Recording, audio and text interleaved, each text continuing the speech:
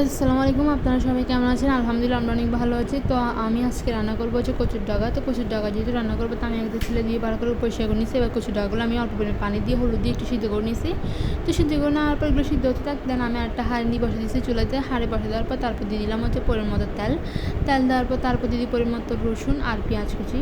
তো রসুন হচ্ছে আমি একটু তেতো করে দিয়ে দিচ্ছি, দেওয়ার পর একটু ভালো করে নেড়েচেড়ে নিয়েছি। তো দেখতেছি একটু ভালো করে নেড়েচেড়ে নেওয়ার পর তারপর কিছুক্ষণ সময়ের জন্য আমি এগুলো একটু ভালো করে ভাজা করে নিব। তো ভাজা করে নেওয়ার পর দেন আমি এখান থেকে দিব হচ্ছে 5-6টা শুকনো মরিচ। তো 5-6টা শুকনো মরিচ দেওয়ার পর একটু ভালো করে নেড়েচেড়ে নিচ্ছি। তো ভালো করে নেড়েচেড়ে নেওয়ার পর তো দেখতেছেন আমার পেঁয়াজ, তারপর হচ্ছে রসুন, তারপর শুকনো মরিচগুলো একটু হালকা ভাজা হয়ে আসছে। তো হালকা ভাজা হয়ে আসার পর দেন হচ্ছে যে এই তো হালকা নেড়েচেড়ে নিচ্ছি। তো হালকা নেড়েচেড়ে নেওয়ার পর দেন তারপর আমি এখানে দিয়ে দিব হচ্ছে কি অল্প পরিমাণ স্বাদ মতো লবণ।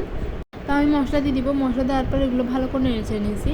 তারপর আরেকটা হাঁড়িতে আমি ওই যে শুকনো মরিচ তারপর পেঁয়াজ রসুনগুলো আমি এখানে কচুর ডাগার মধ্যে দিয়ে দিয়েছি। তারপর একদম ভালো করে নেড়েচেড়ে নিয়েছি। তো একদম ভালো করে নেড়েচেড়ে মিশ্রণ করে নেব। তো আবার কিছুক্ষণ পর আর একটু ভালো করে নেড়েচেড়ে মিশ্রণ করে নিয়েছি। এবার কিছুক্ষণ চুলার মধ্যে রেখে দিব। তারপর আস্তে আস্তে আমার কচুর ডাগা রান্নাটা হয়ে আসবে। আপনারা কিন্তু অবশ্যই পুরো ভিডিও দেখবেন, দেখে কিন্তু অবশ্যই কমেন্ট করতে পারবেন না যে আমার কচুর ডাগা রান্নাটা কেমন হয়েছে। তো একটু তেল করে রান্না করছি, এবার খেতে কিন্তু ভালো লাগে। তো আপনারা কিন্তু অবশ্যই বাসায় রান্না করবেন।